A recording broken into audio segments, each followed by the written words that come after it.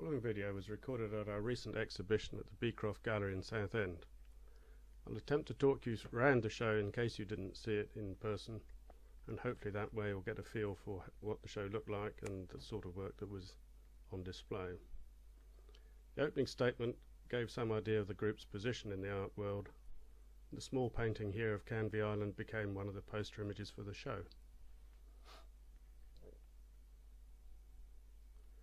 First two paintings are by Walter Steggles. One at the top is the Gate, Worley, Essex, and the one below is Essex Landscape with Pollards, once owned by the late Mary Soames.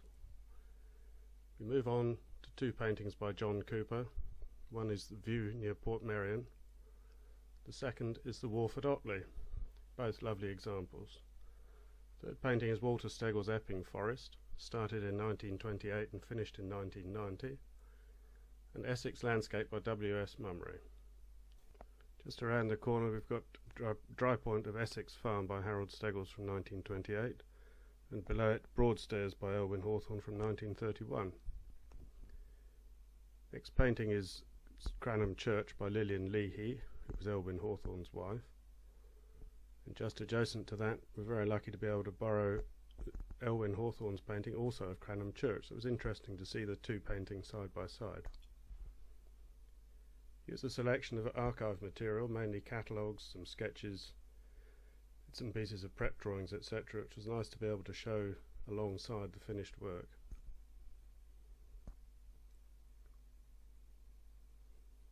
Now we come to a selection of still life and interiors. Top one here is the bedroom by Henry Silk. Below it a still life by Elwyn Hawthorne. Another still life of Henry Silk called Hat on the Table. Two superb still lives by Elwyn Hawthorne from 1928, and then one by Archibald Hattermore, which we were very lucky to borrow from his daughter, and two small Henry Silk still lives, very, very typical of his work at this period. Next we have canvas which was cut from its stretcher of Lewis Farm by Lillian Leahy. It's nice to be able to show this, albeit unfortunately not framed or mounted, but nice to see something different by Lillian here. Next we have At Brighton by Cecil Osborne, closely followed by some more archive material, including amongst here a cheque to Walter Sickert in a commission payment, the group's address book, various letters and bits and pieces of correspondence. This is Boats by Brunhild Parker, possibly Lyme Regis, but I can't be certain on that. Next is the Beecrofts, from the Beecroft's own collection, is Brunhild Parker's Windy Day on Marine Parade, Southend. Superb painting.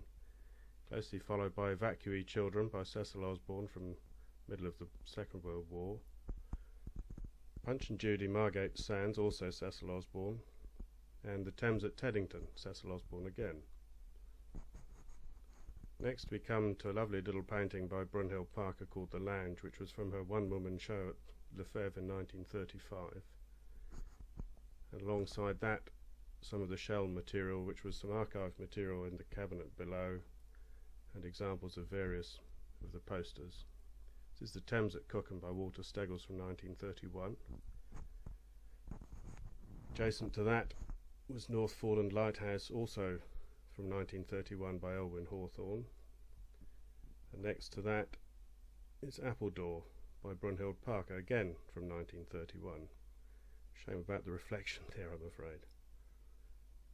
Here we have the only two paintings in the show by Albert Turpin, both called Sally, who was his wife.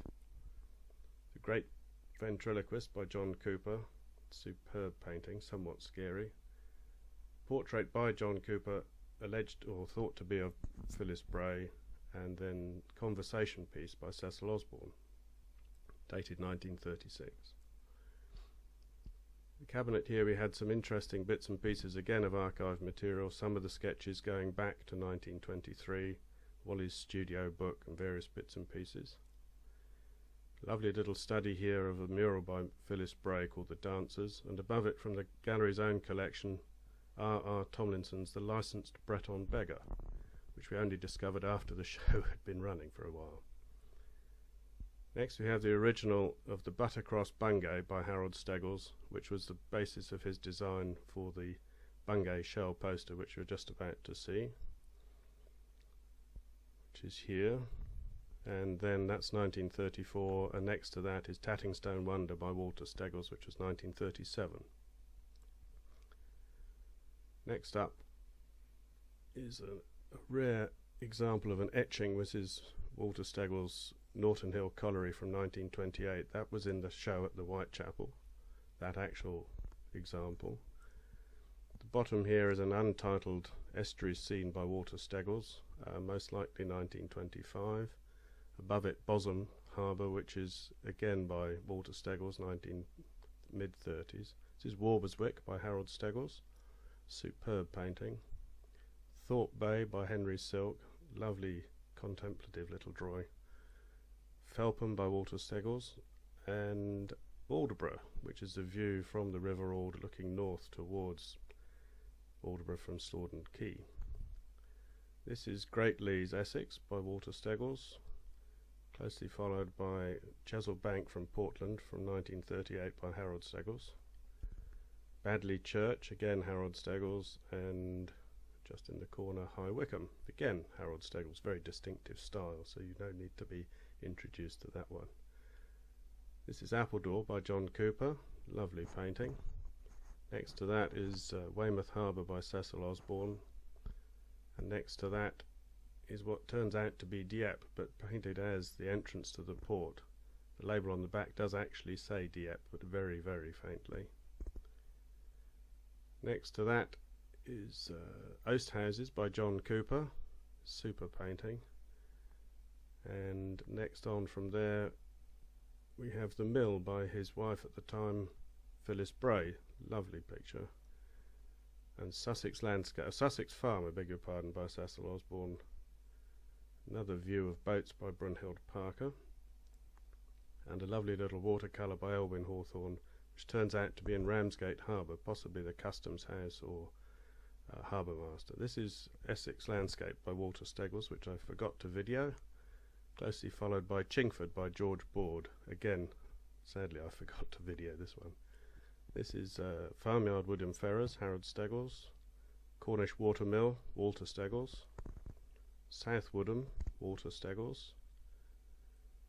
Heybridge, which is Elwyn Hawthorne, and Essex Landscape by Harold Steggles, a super, super painting. Next is one that I covet deeply, Poole Harbour by Elwyn Hawthorne from 1934, absolutely stunning. Coming up next we have Suffolk Landscape, Walter Steggles. Next, again a superb painting from 1938, Essex Landscape, Early Morning, Walter Steggles again. Woodman's Hut, Whalley by Harold Steggles from 1934. And The Red Hut, which some people like, some people don't, again by Harold Steggles from 1931. This is Ilfracombe by Elwyn Hawthorne, lovely picture.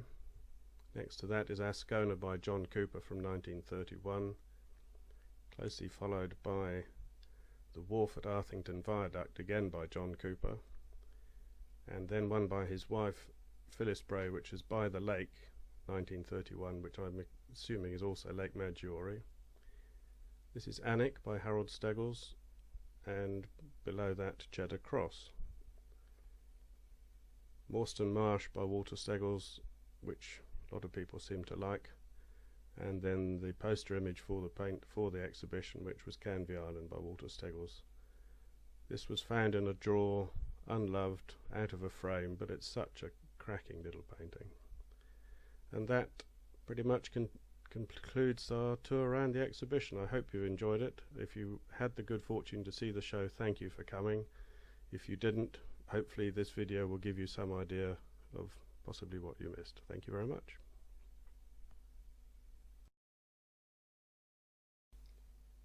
The following video was recorded at our recent exhibition at the Beecroft Gallery